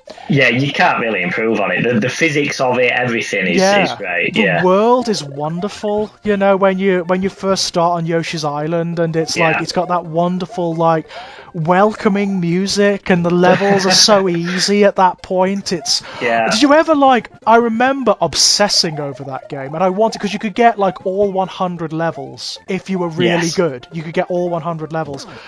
And do you remember like the secrets in the game? Like if you were really good, you could find the Star Road that took you to another world. I remember on one level there was a water level. If you went right down to the bottom, you could find Bowser's ship, which had been... He had an airship on Mario 3, which crashed, and you can find that at the bottom of the sea. There's nothing there. There's nothing to collect. It's just there. It's just a level, isn't it? That is so cool. That is so cool. Yeah. I love that stuff. I loved Mario World to absolute bits, I've got to say. Yeah, it's on the Super Nintendo Mini Classic thing. Yeah, and it's still, as you say, very playable. Although, you know, looking at it now, for some reason I never got it when I was a kid. But, you know, the sequel to it, Yoshi's Island. I never got that one, no. I tell you what, going back to play that now, that's the better game. Is it really? Yeah, okay. Yeah, by a country mile. Yoshi's Island is one of the best platformers on the Super Nintendo. It stands came out quite late though, didn't it? So it probably had time. You know, like we spoke about before, when you get games towards the end of a console where they're really maxing out what you can do with this system. That's what it was. Yoshi's Island is like throwing everything at the system. It's amazing. It's like it's the best Mario platform, probably one of the best, alongside the Donkey Kong Country games, one of the best platformers on that system. It's stunning to play, and it plays really well now, actually, Yoshi's Island. It plays beautifully. That's good. That's good that it's aged well. I do remember I got a Castlevania with mine as well, but it wasn't bundled in. It was just bought as well. Which one was it? Was it Super Castlevania 4, or was it the other one, Dracula X? No, it was Super Castlevania 4. It was that one. I remember it. Such a good game. Brilliant game. I remember playing that on Christmas Day. but it wasn't like it wasn't like it didn't suddenly become the new thing. You know, I still got other toys as well, and it was just like another thing in the toy box, really, the Nintendo. But I distinctly remember playing Castlevania 4 on Christmas Day. Oh, what a memory. That's lovely, isn't it? Super Castlevania 4 on Christmas Day. That is brilliant. And it's a stunner of a game as well. It's beautiful. But they're showing off a little bit with that game, because all the stuff like, you know, the way some of the levels rotate and... Yeah. All of that was new. You couldn't do that on previous systems. You'd have stuff going off in the background that didn't affect what was going off in the foreground, and you'd have things like that, which was really elaborate for the time. Technical marvel at the time. Just like, wow. I remember being so impressed by that stuff when I was a kid. So impressed, because I'd never seen it before, you know? No. Well, it seems so simple now with what games can do, but at that point, that was really the leap between the NES and that was quite big. It's quantum, isn't it? It's huge.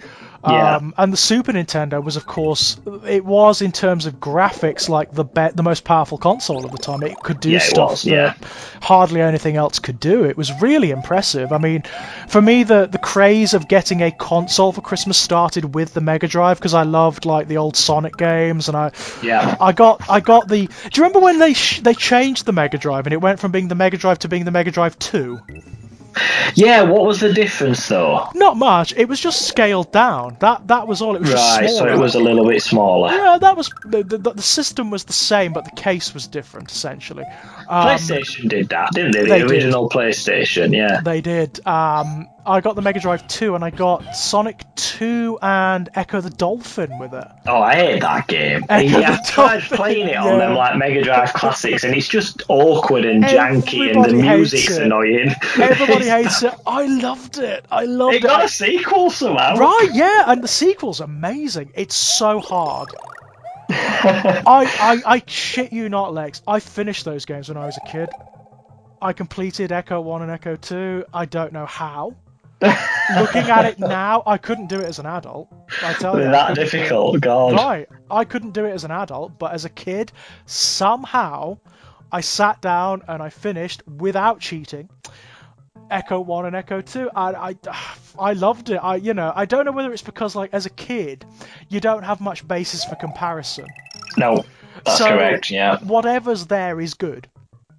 Yeah, you can't. You also don't have the library that you would have now. Like, I think it's quite common now that kids who have a games console will probably have about 20 games on it. I don't think that's uncommon at all. Whereas we might have had like 3 or 4. Yeah, games. So you'd play what you had. That's it. I mean, games were like a big event. Getting a video game. They cost a right load, yeah. They cost a lot of money back then. You know, I mean, they were still equivalent to the prices they are now. So some of the big ones were like 40, 50 quid. The Castlevania box, I remember that. I remember the label on that very distinctly saying $49.99, and that was in about That was £50 in 1994. That was a big shed load of money. That's like 70 quid, isn't it? Yeah, that's a lot. That's a lot of money. Lot of money. So they were like, if you were lucky, birthday, but most likely Christmas. You know? I never got any game before I was buying them myself as like a teenager with a job and that. Games were something, it would be Christmas or birthday. That was it. Yeah, you were relegated to that. Same here. And when you got a game, it was special. Yeah, it was a thing, you know. Yeah, and which is why you just, like you said with the controls and stuff, or Echo the Dolphin and that being a bit crap, you'd play it anyway. You'd just get around that and you'd do it. I do remember, like, after a while, after I got used to Echo the Dolphin, you became really fluid with it. It was a weird-ass control system. Because, like, it was almost like a dolphin simulator, bizarrely. So the dolphin would move in a very realistic way. So it would turn in this really complex animation cycle for the Mega Drive, where it was like every frame you could pause and see like the dolphin turning. Yeah. Really impressive stuff. That's quite really fancy, impressive. yeah. But I remember finishing Streets of Rage with my friend Liam. We finished the entire trilogy in an afternoon. Wow! Because they really don't take that long now. That's impressive. Oh god, I'm just getting like in the back of my head, I'm getting the music from the original Streets of Rage. Such a good soundtrack. I love on the second one how every single bad guy's got a name. Yeah, right. So it's just like, Gary's here. Yeah, just turns up. Gary and Steve with their health bar. Wow, I do remember playing, like, a friend of mine had Streets of Rage, and we used to sit and complete it, like, quite often. Yeah, same here with me. So much fun. That soundtrack is so good. Yeah, it's great. Proper, like, 90s rave sort of. Right, well, I mean... As a kid, I didn't understand why I liked it so much, why it was so good. But looking back at it as an adult, is because the guy who did the Streets of Rage soundtrack, he was looking for inspiration to like the underground Japanese club scene. Really? Okay. Yeah. So that just didn't happen back then. You know, video game soundtracks tended to be a bit cutesy and a bit plinky plonky, didn't they? You know, at that time. That soundtrack is really sophisticated for its era. You could have that on at like an actual club night and it'd be fine. It'd be like if you went to like, it's like a house track, isn't it? You know? Yeah, it is. Yeah. Yeah, it'd be good. It would actually be good. I can well see like maybe being on some kind of narcotic and really like thump into that. Yeah, definitely. I had a video game theme party a couple of years ago, and that was on my playlist. Some of the Streets of Rage stuff on the music playlist, because I always like to have a theme playlist, not constantly. So like if it's I'm not just like having 4 hours of video game music because it gets tedious. So it will be generic party music, but thrown in there occasionally you will get a video game thing, and that was in there. Good choice. I mean, I suppose like for me, like one of the big quantum leaps of Christmas time was when I got my PlayStation. When would that have been? What year was that? That 90? I would have been 6, 7, 14, I think. Yeah. So it would have been around that time. It must have been around that time. Yeah, it must have been, because we got one of the original PlayStations, like the very first ones. I got the N64 that year. That wow, same year. Yes, the N64. God, and there was a real like console war heating up then, wasn't there? Yeah. Because it was I never understood that. No. I don't. I mean, I'm not a naturally competitive sort of person. So, like for me as a kid, I had the Super Nintendo. My friend who lived on the street had the Sega. So that was great because it meant we could play both. Right. We'd play one at his house, one at mine. I didn't understand the competition. But on the schoolyard, there was a real thing, wasn't there? There was a real thing between kids who like Nintendo and kids who like Sega, and it was totally corporate. I mean, they did it deliberately. Oh, it was manufactured deliberately. The adverts specifically. The adverts were like political adverts. You know when you get an advert for it's an advert that's meant to be telling you why to vote Labour, but all they'll do is talk about why you shouldn't vote Conservative. Right. And vice versa, the other way. It was like that. The Sega advert were just like, Nintendo doesn't do this. And it was Sega who started it. It was definitely Sega who started it, because in the UK, their entire advertising campaign was Sega can do what Nintendo does. Exactly. Yeah. You know? And their whole shtick was trying to make Sega look cool. That's what I was about to say. They tried to appeal with Sega to the kids who wouldn't usually play video games. That's right. So like Nintendo was very much like your nerdy kids, your bedroom dwelling kids, your indoor kids. And Sega wanted to appeal to the ones who'd run around and play with footballs and have a pocket knife, and that was the... Yeah, this is something that's hard to describe now, isn't it? There was a time when video games, not certain types of video game, but video games were anarchy. They were nerdy. All of it. If you had a console, it wasn't like... You know, there's cool games like Call of Duty and nerdy games like Minecraft or whatever. It was all that. All of it was that. If you played video games, you were the nerdy kid, whereas like the sort of more mainstream kids would play football or whatever, you know? That was true right up until the advent of the PlayStation, really. I think the Mega Drive did some work to counter that. Because Sega did, their whole as we said, their whole advertising campaign was about appealing to those kids that maybe didn't play video games. But I think you're right. I think it was definitely the PlayStation that fully achieved that goal. And that it suddenly became a cool thing to play games. Suddenly, yeah. Because you suddenly had things like, I mean, for one thing, I mean, that was when video games kind of grew up, wasn't it? It was when they were like, they entered their adolescence as we entered our adolescence. Yeah, that's true. You know? So you suddenly you started to get, like, it moved away from Sonic and Mario to Lara Croft and like Chris Redfield and whatever, you know? So suddenly the whole thing was different. Suddenly you had a horror genre. Yeah, which kind of existed in putative form, but didn't have any kind of mainstream status. Suddenly it was a mainstream video game genre.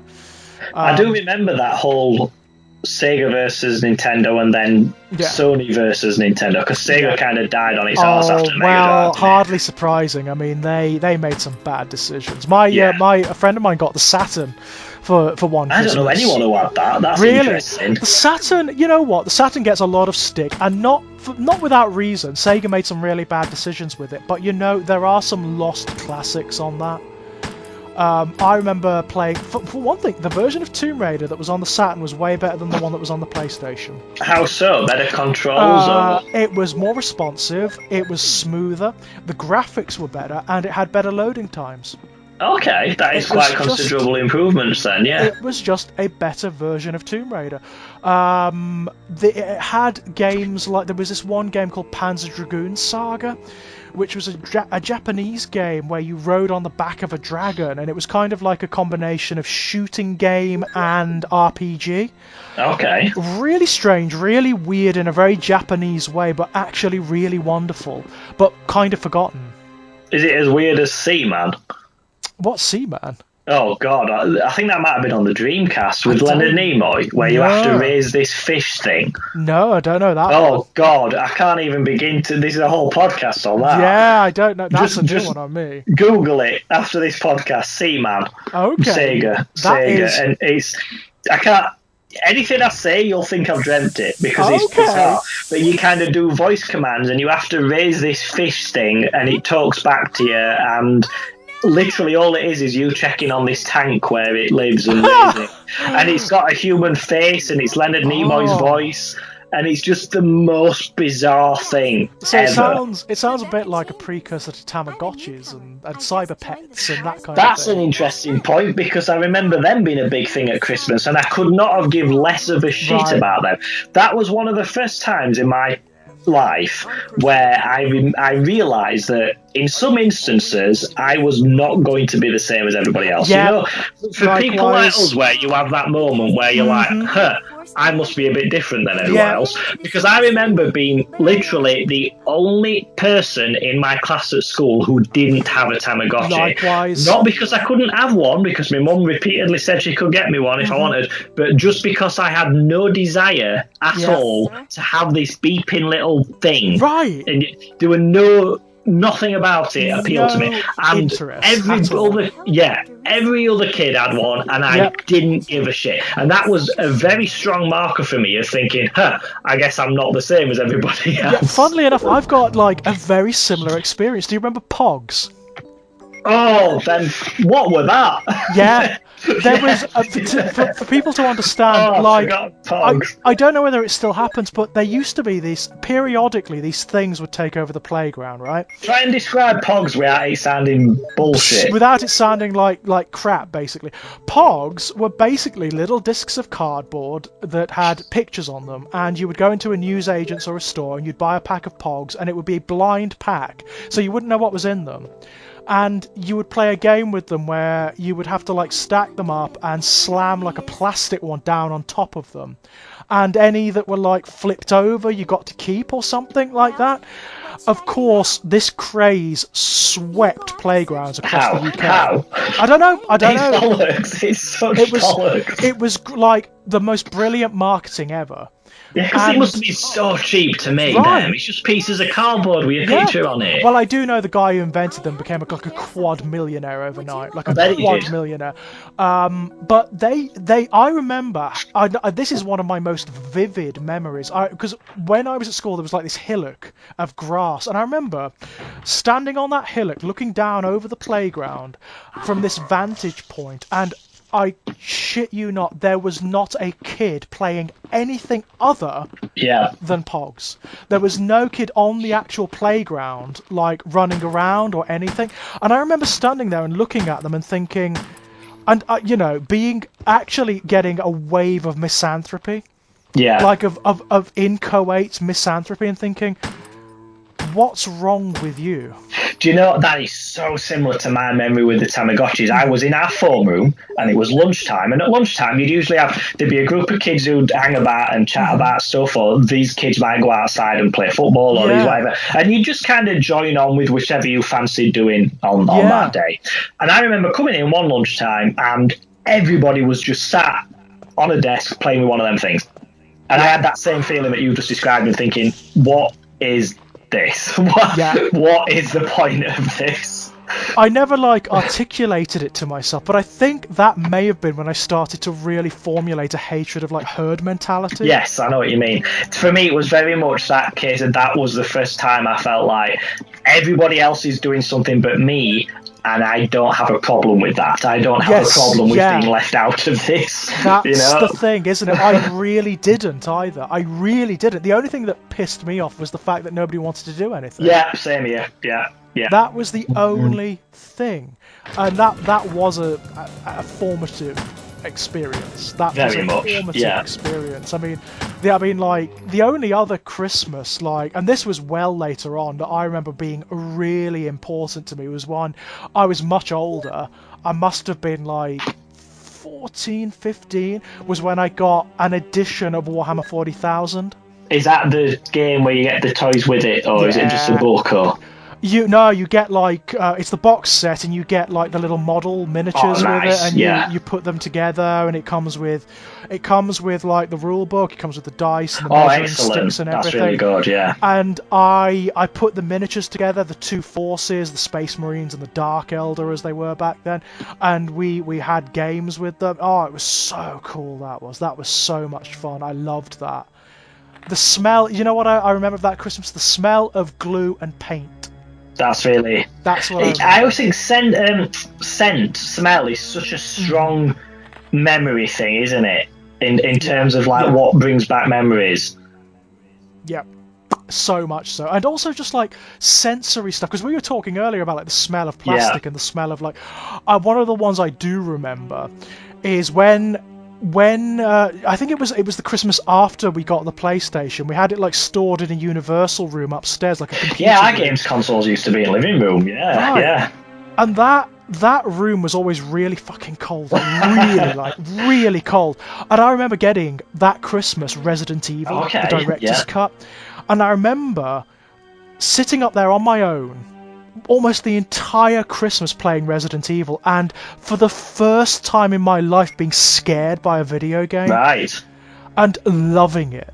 I remember because you're just at that age, you're just young enough where you still want to talk to people, you think your parents are going to be impressed by this stuff. I remember mom, you've got to come and see what this is, that kind of thing. You hadn't quite realised that they're not going to be interested. Right. I was just blown away, and I remember the sensation of the cold, and I remember spending hours wandering that bloody mansion, getting gnawed on by zombies, and just adoring it, I remember getting the N64 because I remember we got 3 controllers with it. And I remember, I don't know why we didn't get 4, but we got 3 for whatever reason. And then it might have just been one of them that you physically couldn't get another one because it, possibly. I remember on Christmas Day playing it with. Or it might have been Christmas Eve, actually. We might have whipped it out a little bit earlier because we were long past the age where you believe in Father Christmas or all. So, of course. I remember playing Mario Kart with my dad and my granddad, and my granddad having a go on it and stuff. And I really remember that, really clear. That's brilliant. Actually, that you're playing video games with family, because I don't think it's unfair to say that our parents are not universally, but generally a generation who just can't play video games. For our generation. I think once you get to the next one, then not so much. But for our generation, it's because It's because they didn't grow up with them, they just weren't a thing, But I do remember when we first set up my Mega Drive, my mum having a go on Echo the Dolphin and like getting really annoyed with it. And like, it's like, I can't get him out of this first pond. He keeps smacking his nose against the wall and I can't get him out. Yeah, that's so I remember my granddad having a problem steering the car. Because the thing he had a problem with was that the reverse, but to reverse, you hit brake. You keep your finger down on brake and then you reverse, and that made no sense to him. Which, of course, made no sense as someone who drives a car now as an adult, I totally understand the logic there. Of course, it makes no sense. Of course, it makes. You started going sense, backwards every time you floored your brake, you'd have a lot of accidents. Right, of course it makes no sense, but that's what you do. But of course, I have video game logic because I've grown up with video games. Exactly. But if you didn't, and if this is something that came along whilst you were already a grown adult, you have to learn, don't you? It's very difficult to pick it up. Yeah, absolutely. I totally get it. That said, I mean, I say that, but my mum, I remember our first video game console was the Commodore Amiga. And we didn't get that for Christmas. That was like a family thing because it was such an expensive thing. We got it like, I think my granddad won some money on the pools or something, and he got us that. Excellent. He got us because that was the big computer, wasn't it? That was like, it was the precursor to home, not consoles, but actual home computers. My mum used to play Lemmings on that. Oh yeah, Lemmings is one of those games that. It's sort of a video game, but sort of a PC thing. It can be picked up and managed by people who aren't gamers. Right. My mum loved it, and she finished it. She did every single level on that thing. She was very good at it. It is well known. It's one of the probably slightly misogynistic titles or epithets that it has is the housewife's favourite. Really? Okay. Yeah. Yep. It's one of those rare video games of that era that appealed to middle-aged women. Yeah. Which, of course, video games were just not desirable. Not at all. No, I can totally imagine that. Yeah, it's just not something you would associate. Not at all, but Lemmings really appealed, and my mum loved it. She used to like, because of course that was also back when you didn't need two incomes for a household. Sure. So my mum used to, in between when my dad went to work and we went to school, would play Lemmings. Well, it's funny you mentioned about playing video games with your family. That seems to be like a uniquely Christmas thing to me. The idea of, I would play video games with my dad pretty often because he did actually quite get into it, and there were some games. My dad seemed to struggle when it came to the 3D era. Yeah. So I think a lot of people. I remember playing with him on the Super Nintendo, and we played Mario, and I remember him playing Castlevania, and I remember him playing. We had this game called the Chaos Engine. I don't know if you remember that. Yeah, God Almighty! I remember the Chaos Engine. I had the Amiga. Great game. We used to play that 2-player, and there was a Batman Robin game we used to play together, and it was great at all that. It was really good, and I used to love playing with them with my dad. But then when the N64 came along, he kind of acted as if it was going to be the same, so he'd pick up a remote play, but he just couldn't get his head around that. He'd end up like facing a corner, or it was just like that shift was just too much. And now dedicating enough time to it, I'm sure he'd be fine. He's a clever bloke, but he just bear in mind that my dad's time to play video games might be for an hour here or there every couple of weeks. He's not going to have the time to get used to this completely new method of doing it, so he just never it just kind of lost him at that point, I think. Yeah, I think that's true of a lot of people, to be honest. I mean, I remember you had to learn, didn't you? I remember really struggling with the dual joystick controls on things like Turok and GoldenEye on the N64. The idea of I've got to walk with one and look with the other, I really struggled with that. I used to end up looking at the sky and It was so weird. And of course, back then, that was the early putative days of 3D, so the control systems were often just terrible. Yeah. Just terrible. You really had to. I remember the Resi, those tank control systems. You had to learn how they worked, because suddenly you had extra planes and dimensions to operate. Yeah. And we were used to you hold right and sometimes you jump and fire. That was pretty much it. Some games you can go back by pressing left. And right. That's about it. Right. Yeah. But even that was whoa. Even that was revolutionary. It was a quantum leap. It really was. Yeah, it's such a big jump. Having the extra dimension added to it, which you've now got to navigate. And on things like first-person shooters, it was really difficult, I think. Oh, I remember when they first hit, when first-person shooters like with Doom and Wolfenstein first hit in like 1995, I couldn't. No, I couldn't at all. I couldn't. I really, really struggled with all that. It took me a long time. I think the first one that really I got into was Quake 2. Okay, for me it was GoldenEye. Right, GoldenEye was revolutionary. That was like so sophisticated. A bunch of my friends got N64s, and we used to go around people's house and play GoldenEye. So it was kind of so you used to play the multiplayer. What? Sorry, the multiplayer. Yes. You used to play the multiplayer. Yes, it was one of those things where I need to get good at this, otherwise I won't be able to be included in this. And they were like people who I was actually friends with, so I wanted to be included with it. So I kind of got good at it and learned how to do it. But that is a steep learning curve if you've never, It so is. Have you ever gone back and tried to? No, I daren't, because I bet it's awful, and I don't want to tarnish those memories. At the time, GoldenEye, it still held up. I mean, GoldenEye was revolutionary. It did things with first-person gaming that had never been done before. It was really sophisticated.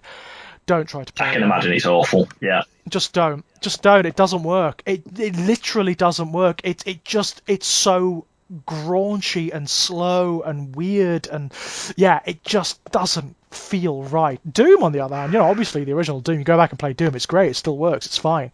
But GoldenEye, for some reason, it just doesn't feel right. Was the PlayStation the last console you bought for Christmas then?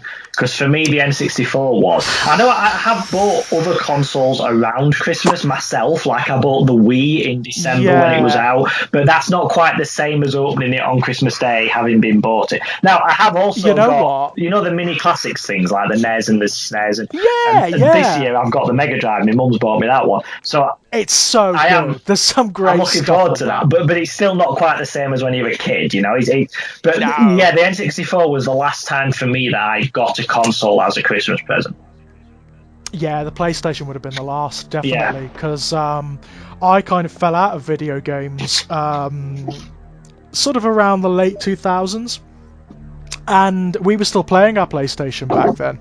So it wasn't until the GameCube came about when I bought my own. Yeah, I love the GameCube.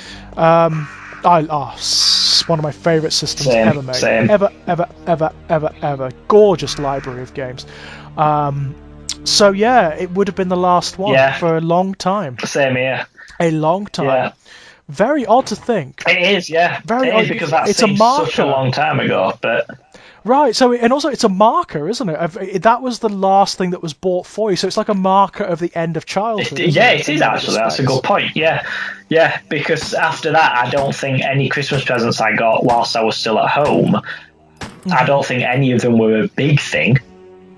No, because I was too old for the big toy play set. I was too old. The next time a console come out was the GameCube, by which time I was buying my own stuff. So it wasn't, Yeah, of course. God, that's a very strange feeling, isn't it? It's very odd. Because that is something that you just lose, isn't it? When Christmas is like the thing to look forward to every year, and there's that big gift. Yes. That just consumes your world. And sometimes, I remember when I was a kid, sometimes it would consume your world for the first half of the year. Sometimes it would consume your life right up until the next Christmas. Yeah, if it was something that because I never remember doing that. I think part of this is because I never get caught up in hype. Like we said, there were various franchises that came out and we didn't get caught up in that. I think the part of that for me is that the stuff I wanted, I genuinely wanted. So I would continue being obsessed with that toy going after Christmas. It's not one of those things I always think, all those people who were so desperate for a Furby, how interested in it were they come February? Yeah, it's true. Yeah, and to what degree is that just a product of marketing? Whereas something like the N64, that is your new thing. Then you've got it. You get new games for it. You bring your friends around, and it becomes a big part of your life going forwards. Whereas a Furby, how long is that actually going to be? Yeah, it's a fair point, isn't it? I mean, things like the new video game console. The thing about video game consoles is they tend to be poo-pooed by like older people very often. But the thing is, they would give you experiences, wouldn't they? They would give you like new experiences in narrative, in like sensory experiences and whatnot. And that lends them a degree of worth that something like the Furby doesn't have. You know, the thing with the Furby is it's not even like a foci for imagination. It's just it just does something. It just makes noise. It moves its eyes. It's very limited in scope. It's not even a part of something like, you know, you could buy that new Spider-Man toy that you wanted, and then you buy Venom, and then you buy Dr. Octopus, and then and you have games with all these characters. It's not even something like that. It's just going to sit on that shelf and make noise. Right, that is exactly. It's just a thing, isn't it? It's an item to have. And I was never bothered about any of that. Those kind of things. Never got bored. Never fell into any of that. The only things I would want for Christmas, I remember, certainly as a very young child and really right up, was stuff that would stir my imagination. Yes. Stuff I could, because I used to do it. I used to like imagine the games I would play when I got the I always used to do that with new characters. So like if I knew, there's a toy of Venom coming out. Because I wanted a toy of Venom for years, because there was only one when I was a kid, and I've got it now. It's on my shelf. I'm looking at it. It's on the wall in the packet. It's from the 1989 Marvel Superheroes toys. You could get a figure of Venom for the very first time. And it's a really good sculpt, because it would have been so easy for him to just make Spider-Man but paint it black, but it's not. Paint it black, It's muscly, it's got the tongue, it's everything. But I never got it. Never saw him anywhere. So I used to dream about, like you just said, what games could I play Venom if I had Venom? I could have him doing this, I could have him in this story, I could have that. But then they did the animated series Spider-Man toys, and there was a Venom in that, and I got it. There was. Well, he was very prominent, wasn't he, in the cartoon? He was a very prominent character. So I suddenly got this Venom toy. But exactly like you just said, I would spend ages thinking, what games could I play if I had Venom? Yes, likewise. It's just something you used to do. I think if you were an imaginative child, that was just something you used to do, you know? But for me, Christmas was usually spent to get apart from games consoles and stuff like that, it was generally to get the big thing that I couldn't ask for normally. So like I said, if I was into Batman toys, I'd have a figure of Batman, I'd have Joker, but Christmas would be when I get the Batcave. Or Ghostbusters, Christmas would be when I get the fire station. It's that kind of thing. That was often what Christmas was for. There were tiers of toy, weren't there? Some things you could get like incidentally sometimes, like when you were out, if they were like very small and cheap. But for the most part, toys came about at Christmas and birthdays, and that was it. Vehicles and that kind of thing, yeah. Anything big and expensive. I remember with the Batcave, you got a toy of Bob the Goon. Right, Do you remember him in the film? Yeah. Now, I watched. That's weird, isn't it? I watched those films again recently because I kind of associate them with Christmas, because I remember seeing them at Christmas. And the Batman Returns is set at Christmas, so it is kind of. It's set at Christmas, But that film annoys me though. Batman Returns. God, it's just Tim Burton just doing whatever the hell he wants. He's got so little resemblance to. I mean, Catwoman falls out of a window, and now suddenly she's a skilled enough fighter to fight Batman. This girl who previously was just a secretary for a law firm, and now she can fight Batman because she fell out of a window. What's apparently that? So. It makes no sense at all. But I remember the Bob the Goon thing. Having an action figure, I've always found really bizarre, because I got it free with the Batcave, but I don't know if that was just something they did when the shop I bought it from, but I'd read so many stories conflicting about why he's in that film, because he don't do anything. It just kind of the most prominent story I've read, and I really want this to be true, but I don't know if it is that he was Jack Nicholson's drug dealer.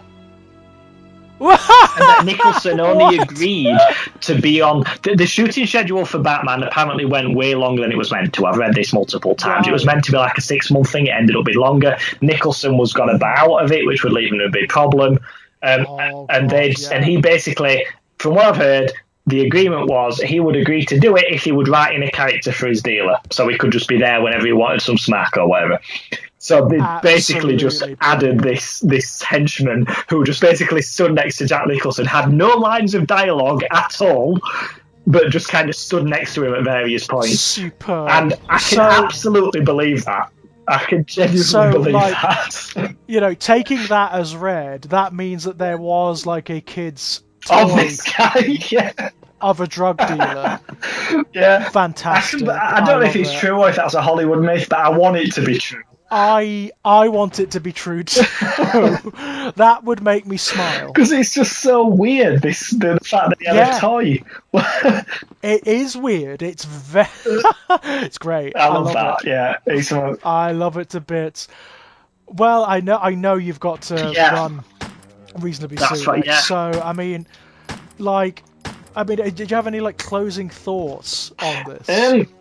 Just like Christmas, for me now, is as an adult, is obviously not really about getting the big thing. No, it shifts, doesn't it? Its emphasis shifts quite largely because I earn a decent wage, so I can buy myself stuff. So I mean, partly I'm too old to have. I want that new big toy, but also if I did want that big toy, I could just buy it. You could just get it. There's that, but also I think your focus shifts as an adult, and what I look forward to more now is seeing other people open the presents that I bought them. Yeah, likewise, and it's like I have to really force myself to not spoil them.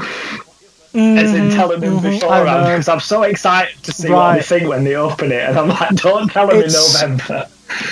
I mean, I love Christmas time. I really really do. One of my favourite things is the food. I like to make stuff and give it to people.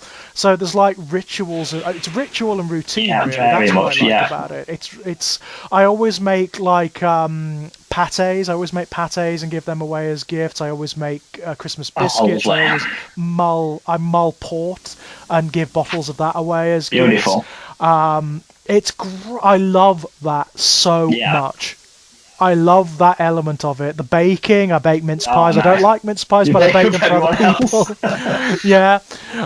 It's that element that I like now. The emphasis has shifted to more the experiential. Same here. I mean, this year been a bad example for that, but I like to go to certain places and I like to visit places. There are some places that I never go there except at Christmas because I have long memories of we always go here at Christmas. And I like to go to big manor houses that are dressed up, stately homes that are dressed up for Christmas, and I like to go to different Christmas markets. I like to go to all this kind of thing. None of which has happened this year, but no, of course. Generally, I like to. I'm like you. I like to. It's the experience of going to this place where they serve that food and going to that market and visiting this house and seeing the decorations, and that's the kind of stuff I like to do now. The presents are very incidental, but I do look forward to giving them other people now. That is a big thing. Oh yeah, I do. I mean, I actually like the experience of seeking them out as well. I've got a lot of friends who are toy collectors, like Transformers fans, and trying to find the rare or weird things that they haven't got. It's really lovely when you find it as well, innit? And you know how much it's going to mean to them when they get this. Yeah. I've got a friend, and I shit you not, because of me, his collection is worth thousands. Excellent. Because I keep getting, because he's got almost everything, so I have to seek out the weird stuff, like the BotCon exclusives and the weird Japanese exclusive toys from the 1980s, that kind of thing, and it's so much fun.